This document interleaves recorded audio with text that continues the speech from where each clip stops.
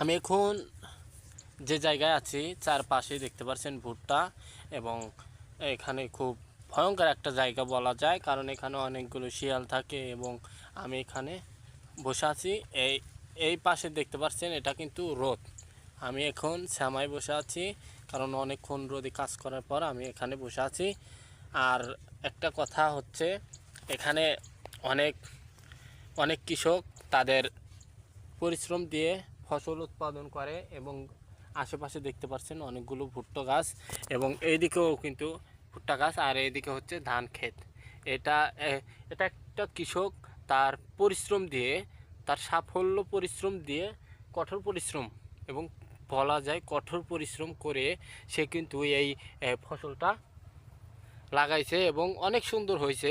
আর এদিকে ভুট্টা গাছ তারও অনেক সুন্দর হয়েছে তাদের পরিশ্রমের ফলে। আর আমি এখন যে জায়গায় আছি সেই জায়গায়, এটা হচ্ছে একটা রাস্তা।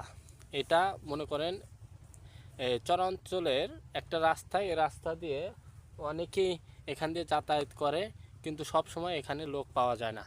আর এখানে খুব ভয়ঙ্কর একটা জায়গা, কারণ চারপাশে কিন্তু ভুট্টা, এবং এর ভিতরে অনেক শিয়াল থাকে এবং হায়নাও থাকে।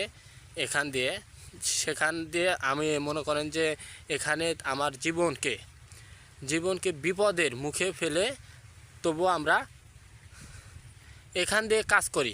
অনেক কৃষক কাজ করে এখানে বলা যায় যে আমি আমি কৃষক না, তবে আমি বলতে পারি আমি এখানে আপনাদেরকে দেখাতে এসেছি যে আমি অনেক কষ্টে এখানে এসেছি। আমি ঘেমে গেছি, দেখতে পাচ্ছেন আমার চেহারাটুকু দেখতে পাচ্ছেন, অনেক ঘামা শরীর। আর আপনাদের এখন আমি দাঁড়িয়ে সেই দৃশ্যটা আর দেখাতে পারলাম না।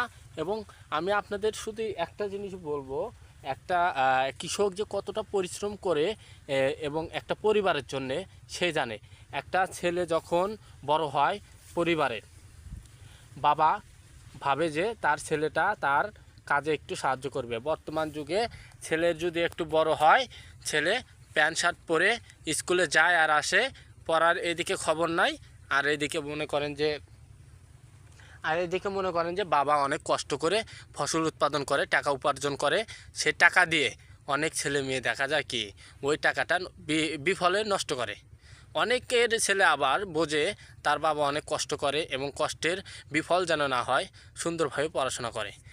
আর আমি আর একটা কথা বলি, কৃষক যদি বলেন আপনারা একটা নিম্ন পদের, তবে এটা ভুল হবে, কারণ কৃষকরা এই দেশের একটা প্রাণ।